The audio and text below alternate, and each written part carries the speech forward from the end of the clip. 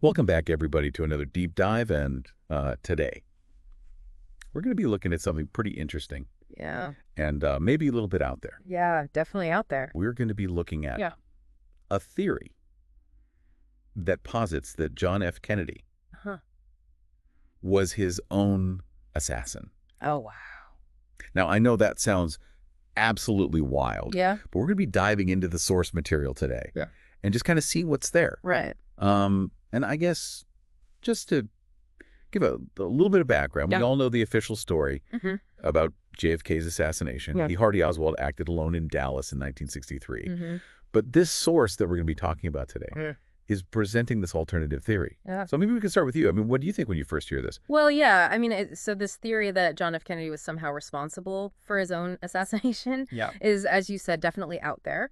And it's not supported by any credible evidence that I'm aware of.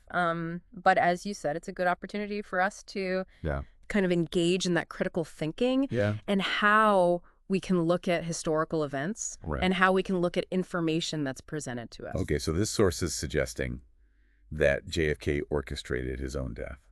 Yeah. So, like, what are the immediate red flags that come up for you? Well, so I mean, I think from the outset, there are some pretty glaring logistical and practical challenges to this theory. Okay. The first one that comes to mind is the why. The why. Yeah, like what possible motive could a young, popular president like Kennedy have to end his own life, especially at the height of his presidency? Okay, let's start there then. Why would he do this? Yeah, I mean, that's one of the biggest hurdles for this theory, right? There's simply no plausible reason that we can really point to that would explain why JFK would take such drastic action. Obviously, he was facing challenges just like any president. Yeah, of course. But, nothing that's been put forward really rises to the level that would lead to suicide, let alone a staged assassination. Yeah, so motive is kind of off the table. It would seem that way. Yeah. Okay. Yeah. So then, what about just how would he even do this? I mean, the President of the United States is surrounded by Secret Service. Exactly. Constantly. Yeah, and that's another one of the biggest challenges to this theory. Yeah. I mean, the level of security surrounding the president is incredibly tight.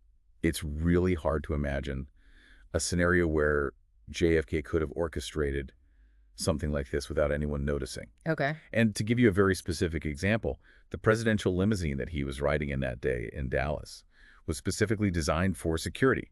It had bullet-resistant glass, a reinforced chassis. Mm-hmm. Even if JFK somehow managed to inflict a wound on himself, Yeah.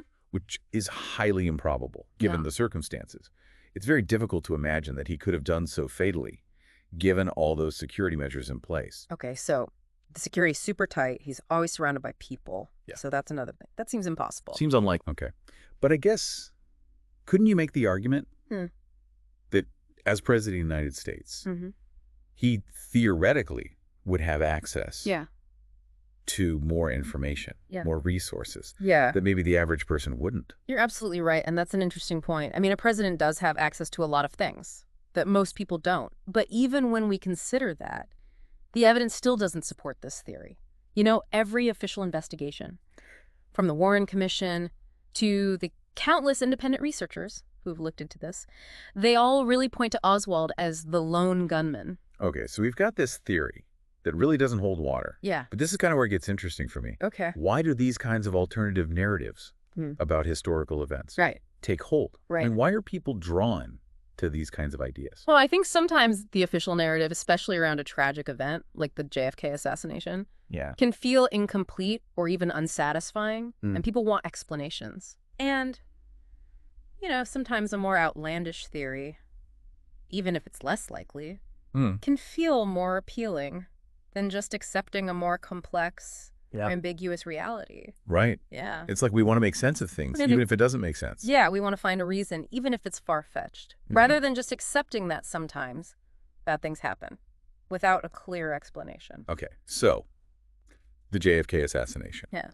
Obviously, it's a hugely impactful event. Absolutely. It shocked the nation. It was a major turning point in American history. And I think when people are grappling with such a profound loss, it's natural to search for answers, even if those answers lead down some unusual paths. Yeah. Oh. So what can we take away from all of this? I mean, how do we navigate this world? We're bombarded with information. Some of it's good, some of it's not so good. Yeah. It's a great question, and I think it really comes back to critical thinking. It all comes back to asking the right questions.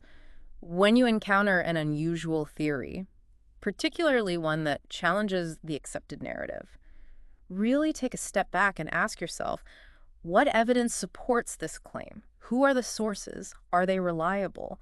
And does this theory make logical sense? Right. Those are all really important questions to consider. Yeah, that's great advice. I mean, a little bit of healthy skepticism can go a long way. It certainly can. And it's something that we should be doing, not just when we're exploring history, but in all aspects of our lives. Absolutely. So I think that about wraps it up for this deep dive into this really wild theory about JFK. It's definitely a strange one. It is. But maybe that's part of what keeps history so fascinating. It certainly is. And, maybe we'll never know for sure why some people are drawn to these alternative theories.